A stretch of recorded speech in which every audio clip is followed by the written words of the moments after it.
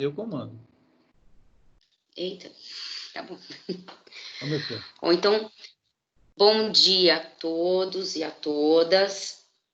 Mais um dia de ATPC aqui, da diretoria. Aula de trabalho pedagógico coletivo, anos iniciais do ensino fundamental. Então, vamos lá. Hoje nós começamos com a jornada básica, tá? Iniciaremos aqui com uma leitura que eu vou fazer. Instantes. Se eu pudesse viver novamente a minha vida, na próxima trataria de cometer mais erros. Não tentaria ser tão perfeito. Relaxaria mais. Seria mais tolo ainda do que tenho sido. Na verdade, bem poucas coisas levaria a sério. Seria menos higiênico. Correria mais riscos. Viajaria mais. Contemplaria mais entardeceres. Subiria mais montanhas. Nadaria mais rios. Iria a mais lugares onde nunca fui. Tomaria mais sorvete e menos lentilha. Teria mais problemas reais e menos imaginários. Eu fui uma dessas pessoas que viveu sensata e produtivamente cada minuto de sua vida. Claro que tive momentos de alegria, mas se pudesse voltar a viver, trataria de ter somente bons momentos. Porque se não sabem, disso é feito a vida, só de momentos. Não perca-os agora.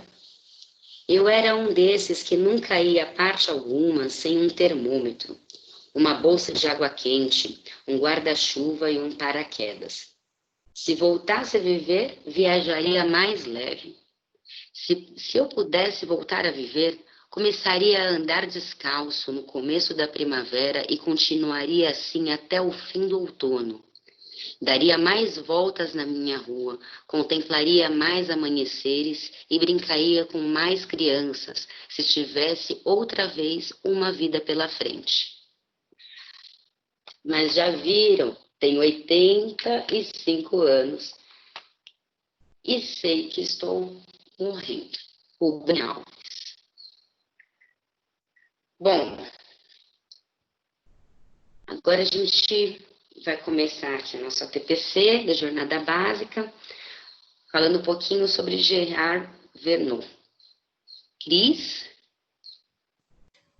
Pessoal, bom dia. Vamos explicar um pouco sobre a teoria dos campos conceituais. Gerard Vernon, um pesquisador francês, ele é psicólogo, ele tem hoje 87 anos, ele é matemático e filósofo também. Na verdade, a matemática para ele sempre foi relacionada à didática. E diferente do mestre dele, ele vai ampliar todo o processo de cognição, de pensar a construção do conhecimento a partir das dificuldades dos alunos. Ele dizia que Piaget não tinha ido para a sala de aula, ele não tinha olhado as dificuldades dos alunos.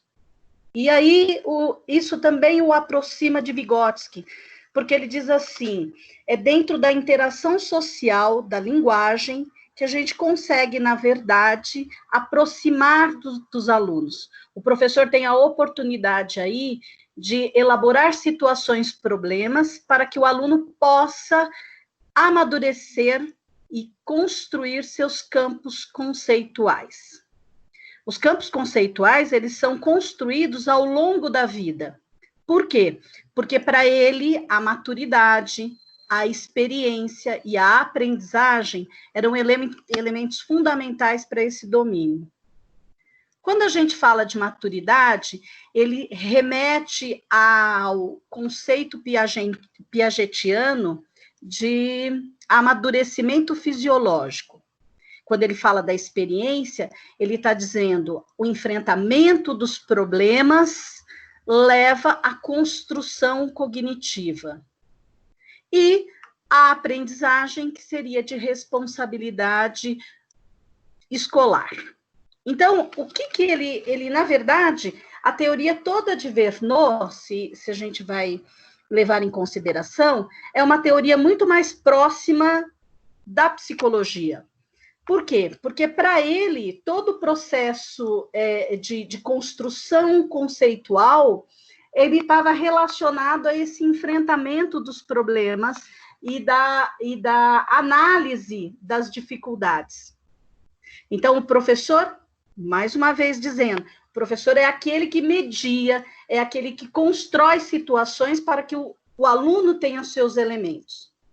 E Verneau não é só um pesquisador, um teórico da matemática, ele é também das ciências, e ele engloba todas as ciências. Ele diz, a física tem seus conceitos na termologia, tem seus conceitos dentro da eletricidade, dentro da mecânica, a história, a educação física, todos os componentes do conhecimento humano, na verdade, se caracterizam por essa presença do campo conceitual. Tem uma construção. Então, quer dizer, qual que é a diferença dele em relação a Piaget? Piaget via o sujeito e o objeto. Verneau não. Verneau vai ver a situação do sujeito diante da realidade. E a realidade seria esse momento de construção dos problemas e das resoluções. Tá? Obrigada, passo a palavra.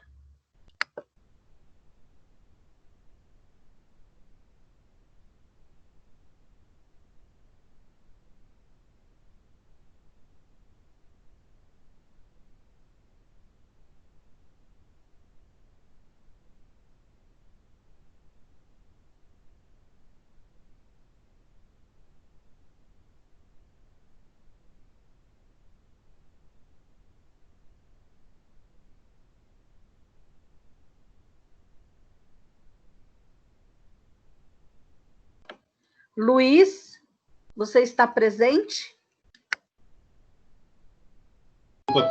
Desculpa, pessoal, é que a solicitação de entrada está deixando eu maluco aqui, tá? Bom, então vamos lá. Começando, então. Princípios da contagem, tá? Nessa TPC, que vai ser da jornada básica, a gente tem o seguinte.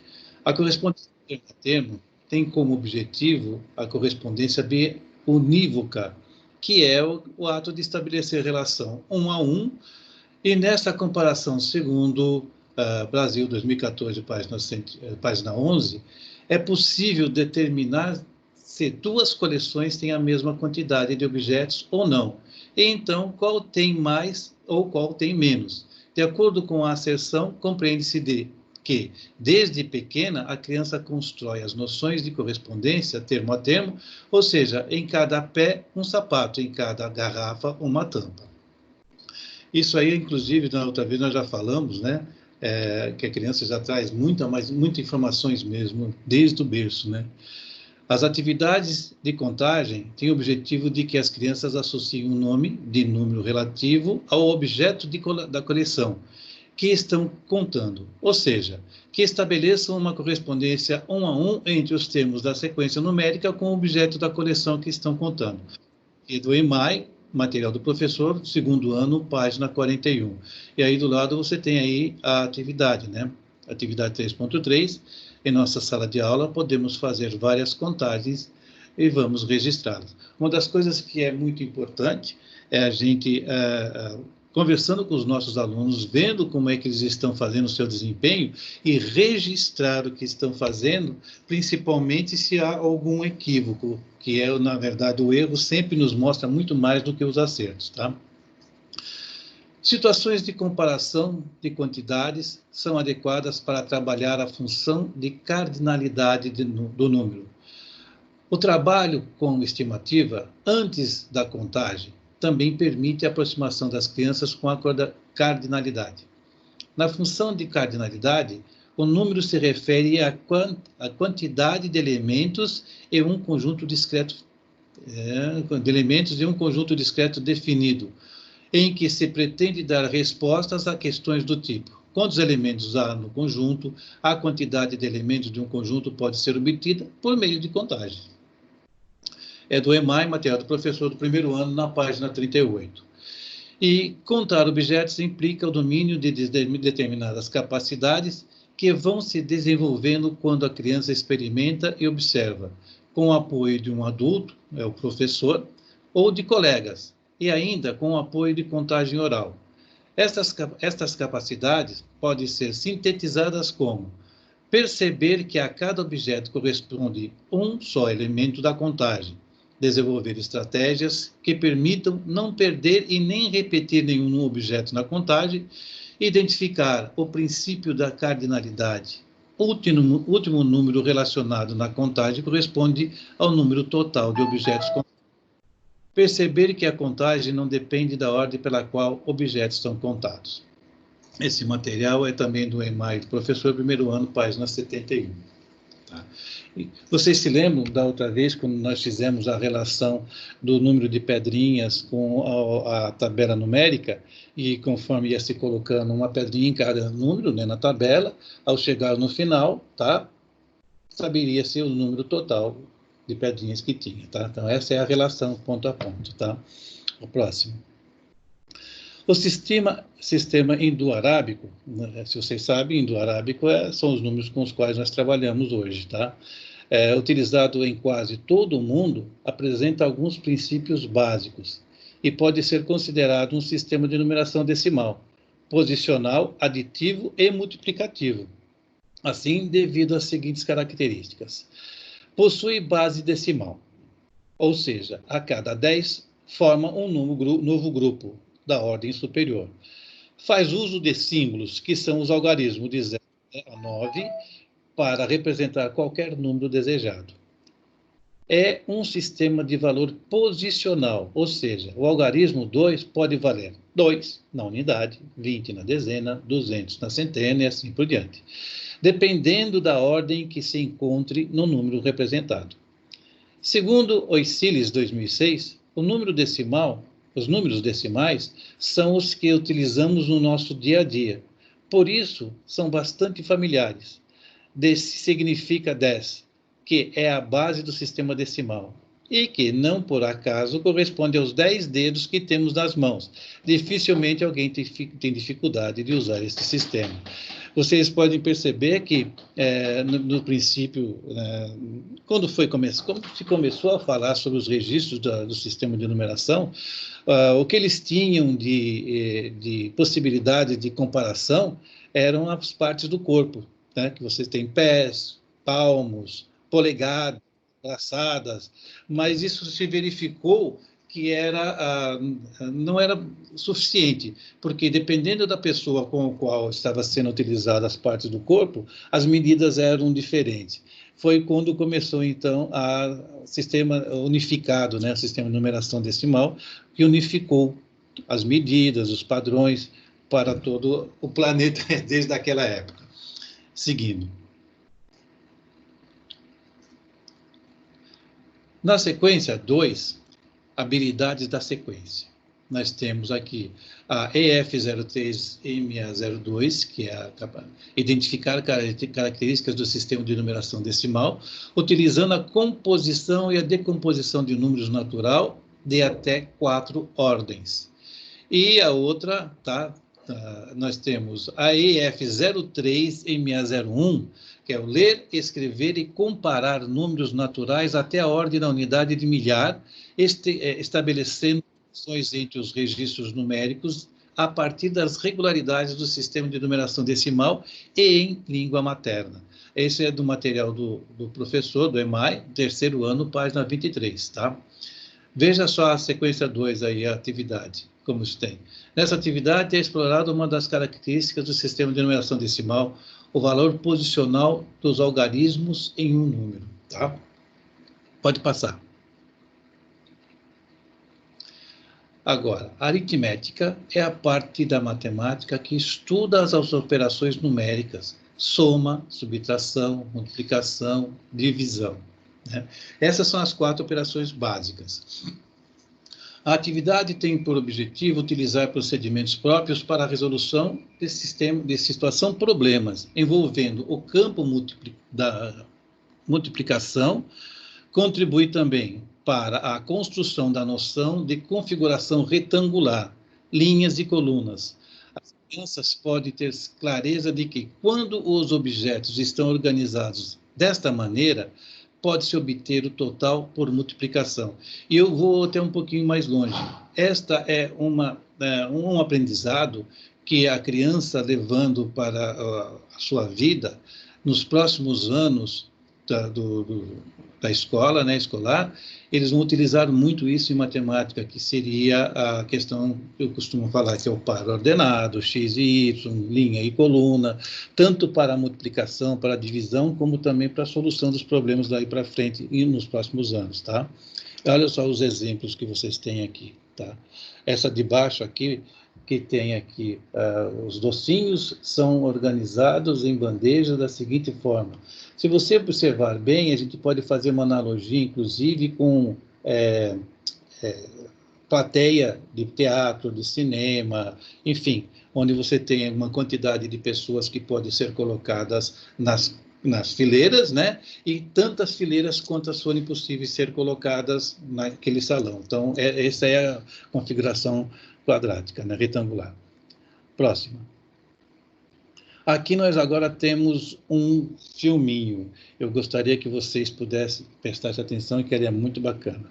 Pode seguir.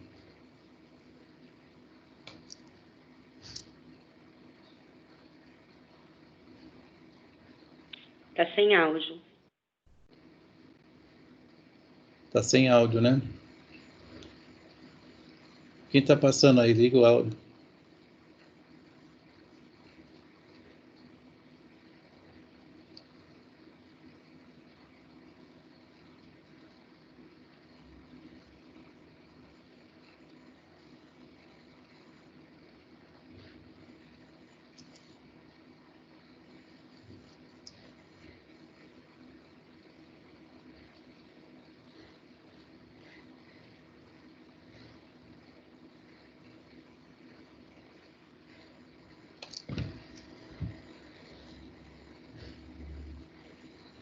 Compartilha.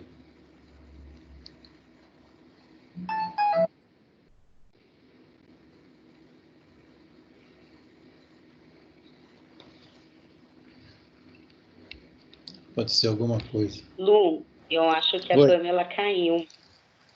Acho que a Pamela caiu. Deixa eu tentar. Vamos colocar ela de volta. Deixa eu ver se eu consigo compartilhar. Eu já voltei. Isso, vai colocando. Epa, que bom. Erros técnicos. Normal. Então, voltamos ao filme.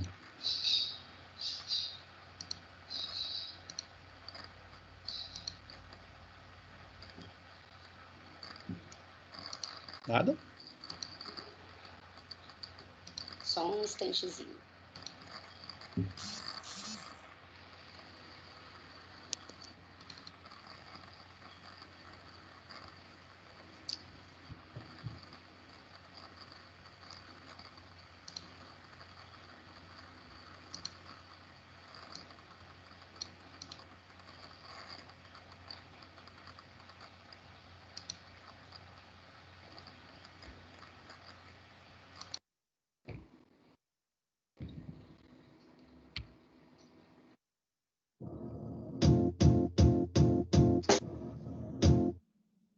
Olá, hoje começaremos a semana do desafio matemático, onde a professora vai postar alguns desafios e vocês vão responder esses desafios. Falando algumas coisas aqui em casa, encontrei um monte de pedrinhas, então resolvi desafiá-los. Quantas pedrinhas você acha que tem nesse potinho? Para facilitar, a professora colocou mais fotos. Entre essas fotos, eu peguei 2 pedrinhas para vocês verem mais ou menos o tamanho da pedrinha. E agora me fala, quantas pedrinhas você acha que tem dentro desse pote? Você poderá dar a sua resposta por áudio, aqui no nosso grupo de WhatsApp. Lembrando que só pode ter uma resposta por aluno.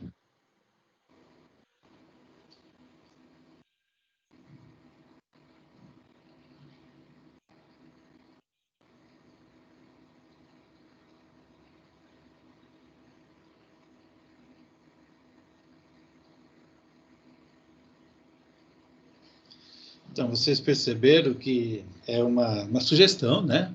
Que nós fizemos com a nossa locutora Amora aí, nossa querida Joyce, né?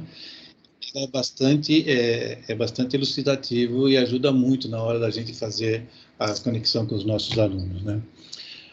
Agora, veja, conforme a teoria de Vernon, em 1990, a adição e a subtração fazem parte do mesmo campo conceitual. E, por conta disso, não é pertinente tratar tais conceitos de forma isolada.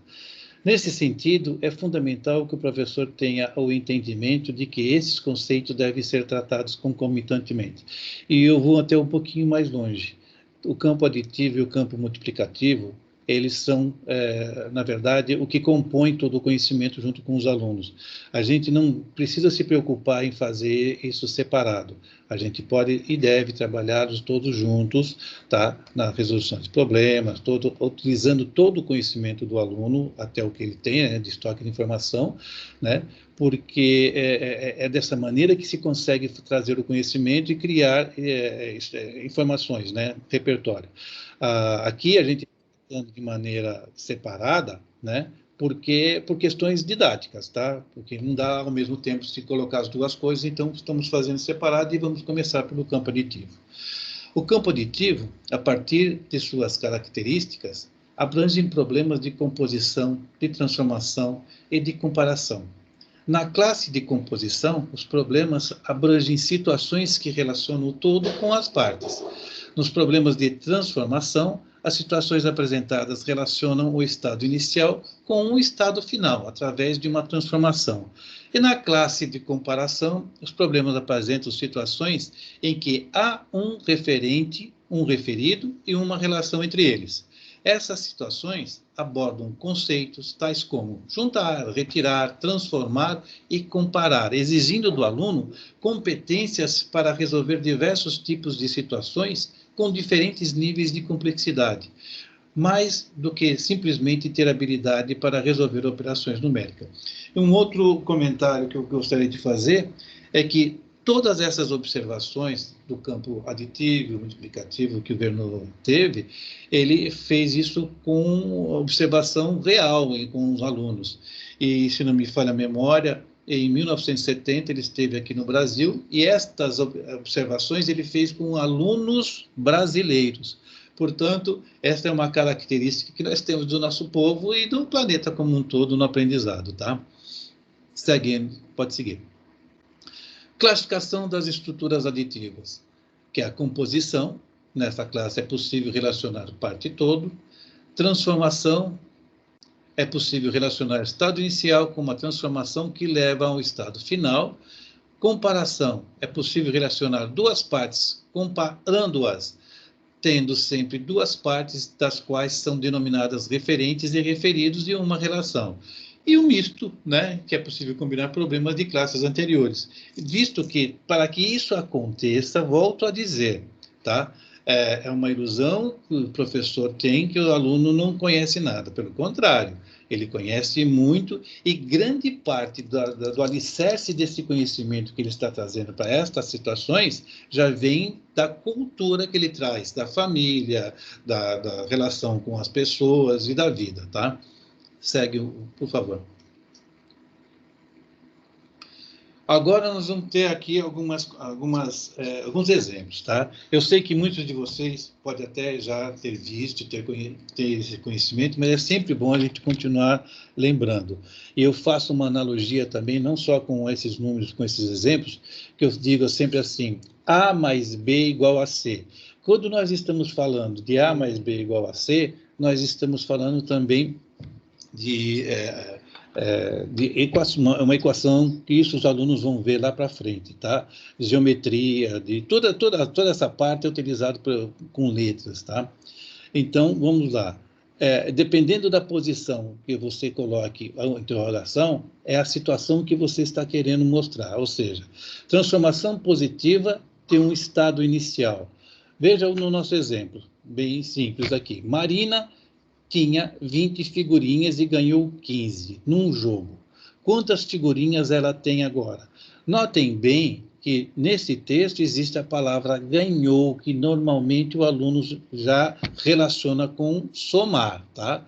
E a observação é de acrescentar, ficaria sendo Marina tem algumas figurinhas, portanto, então não sei quanto Marina tem. Ganhou 15 num jogo e ficou com 35. Quantas figurinhas ela tinha? Note bem, fica a interrogação, mais 15 que ganhou igual a 25. Este é um texto praticamente clássico, onde você tem a situação da maneira que é colocada, sempre da mesma maneira, com o questionamento com o aluno na parte final. Quantas figurinhas ele tinha, certo? Essa fica aí. E nas variações você tem, então, Marina tinha figurinhas, ganhou algumas e ficou com 35. Quantas figurinhas ela ganhou? Então, aí já mudou a parte onde está o questionamento, tá? Continua no final da frase, tá? Mas agora continua sendo 20 mais uma coisa qualquer, que eu não sei quanto é, igual a 35.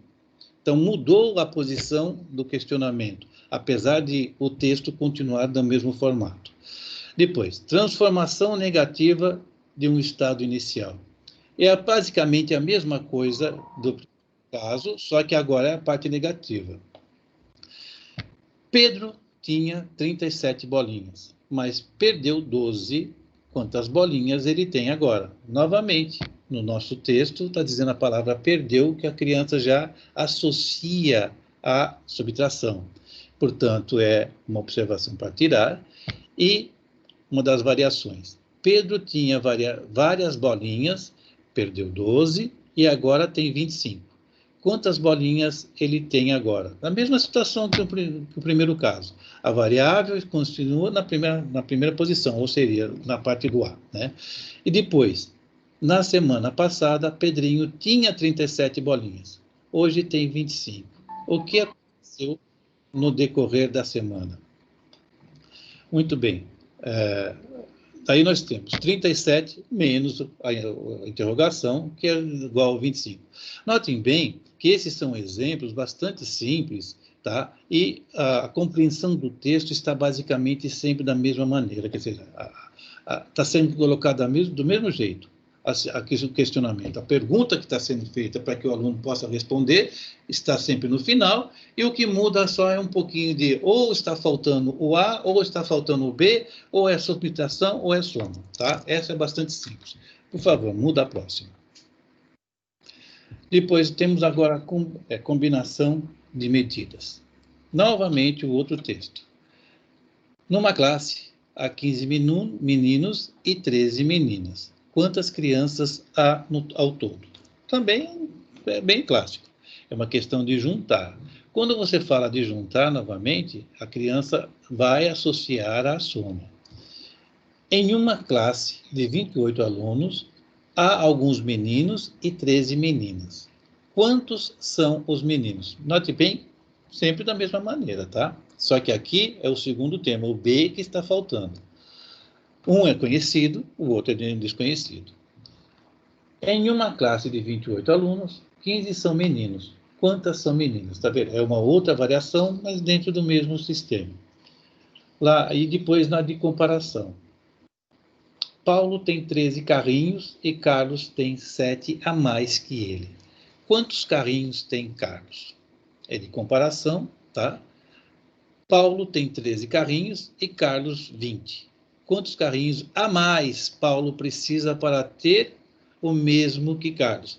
Aí já está essa parte de que o aluno pergunta, faz a associação, né? O a mais com a soma vai elevá-lo, vai fazê-lo incorrer em erro, porque muitas vezes o aluno, por falta de compreender o texto, ele vai pegar 13 carrinhos e somar com 20 carrinhos de Carlos. E isso vai ocorrer no erro. Ele tem que compreender que vai ser um número, que é o 15, mais alguma coisa, que é igual a 20. tem alguma coisa errada nisso aí. Paulo tem 13 carrinhos, então seria 13 mais alguma coisa, tá? E Carlos tem 20 carrinhos. Paulo tem 7 a menos que ele. Quantos carrinhos tem Paulo? Tá vendo? Aqui neste caso, seria mais fácil dele compreender que ele vai pegar o 20 menos o 7 para chegar na resposta.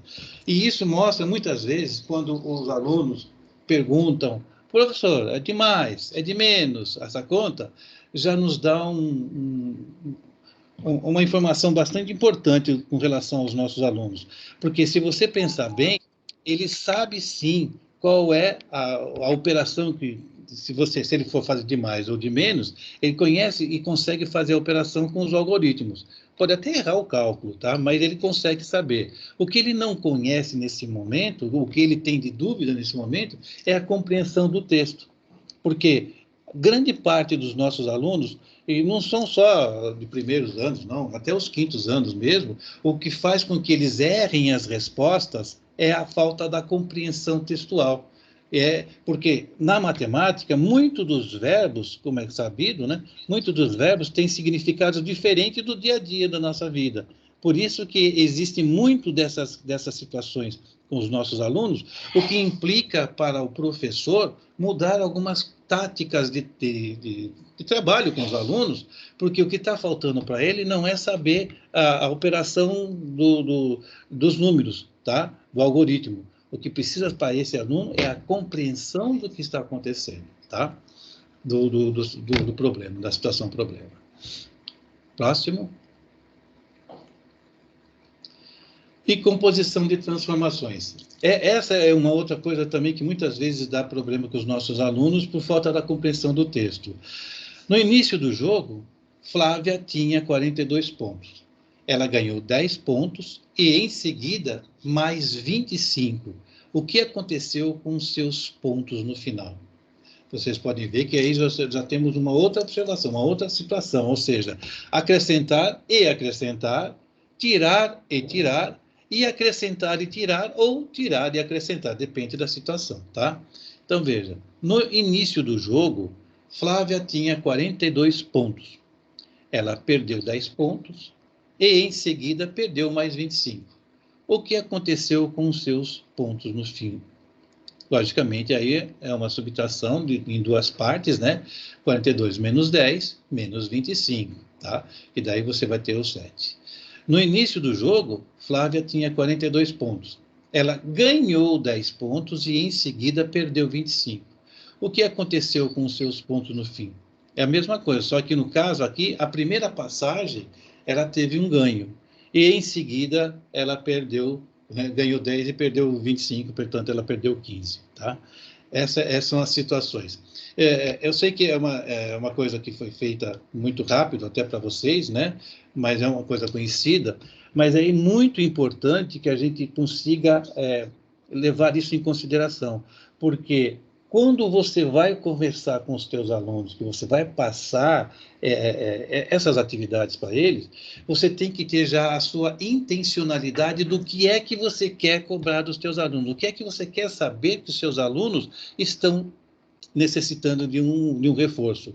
Por isso que é extremamente importante as posições que cada uma dessas perguntas foram colocadas, cada dessas passagens, para que você possa compreender o que é que seu aluno está realmente sabendo. E isso é uma observação que você consegue fazer no dia a dia, e vocês podem ver, são textos bastante simples. A única coisa que eu peço para que vocês façam uma modificação no texto da situação problema, para que as questões e as informações não fiquem sempre no mesmo lugar, porque os nossos alunos estão muito inteligentes, eles vão percebendo que ficam sempre no mesmo lugar, então eles começam a responder de uma maneira e acabam não desenvolvendo mais o raciocínio, tá? Essa é a situação. Tá? Mais alguma coisa? E aqui nós temos a sistematização do Verneau, tá? Do que aconteceu. Isso é conhecido de todos, né? Então, nós temos lá Gerard Verneau, que conseguiu fazer o seu campo aditivo e o campo multiplicativo. O campo multiplicativo, ele está negativo, ele está pretinho aí, porque é do Vernon, logicamente, só que nesse momento nós não estamos falando dele. Portanto, no campo aditivo foram colocados 4 partes, tá? Que é a transformação positiva ou negativa, combinação de medidas, comparação e composição. Esse é a sistematização, esse é o cronograma, o organograma do Vernon, tá? Mais alguma coisa? Acabou, pessoal. Eu acho que é uma coisa bastante simples, bastante simples maneira de dizer, certo? Mas é uma coisa que pode ajudar muito no dia a dia, na sala de aula, e a compreensão perfeita dessa situação pode ajudar muito os nossos alunos, principalmente nas dúvidas que eles têm, porque conhecimento, de uma certa maneira, eles têm, é pouca coisa que a gente tem que trabalhar com eles, mas a compreensão textual, a compreensão do texto que ele precisa ter, refere-se também a muita coisa de cultura, de família, de escola, de ambiente, do dia a dia, tá? Eu espero que tenha sido bastante fácil, que eu possa ter sido claro, e agradeço a todos por enquanto, tá? Mais alguma coisa?